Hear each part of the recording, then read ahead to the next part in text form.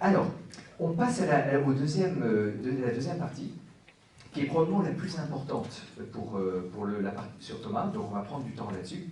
C'est la terminologie trinitaire.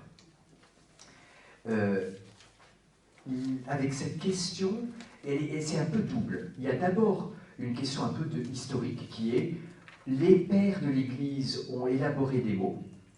Comment on va faire marcher tout ça ensemble? Mais derrière, il y a toujours la question de Thomas, qui est la même que chez les pères, mais encore plus forte.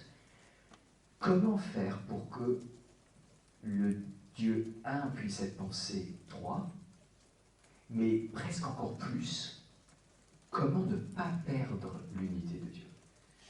Parce que, vous voyez, Thomas part de l'essence une, il part de la simplicité, et quand il arrive à la personne, aux personnes, au pluriel, il ne faut pas perdre cette simplicité parce que c'est la marque distinctive de Dieu, de la perfection de l'essence de Dieu.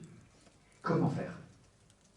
Et du coup, chaque fois qu'il va prendre un des termes, les 3 grands termes, procession, relation et personne, il va essayer de les lier l'un à l'autre.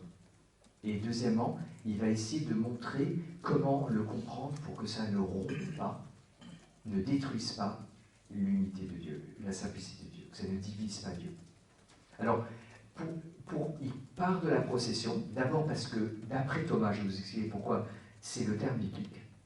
Il n'y a pas relation et il n'y a pas personne dans la Bible, mais lui trouve procession. Je vais vous expliquer pourquoi. Et puis, la procession, c'est l'origine. C'est l'origine des personnes. Les personnes proviennent de la génération pour le Fils et de l'aspiration ou procession, ça dépend de la terminologie, pour l'Esprit. La relation est le deuxième terme, parce que la relation est ce qui constitue la personne. Ce n'est pas exactement la même chose. La procession fait advenir la personne, c'est l'origine, mais la relation, c'est ce qui constitue la personne. Alors, sans vouloir aller trop vite, juste pour vous donner un petit avant-goût, c'est le père, qu'est-ce qui le rend père? C'est sa relation de paternité. Le fils, qu'est-ce qui fait qu'il est fils? C'est sa relation de filiation.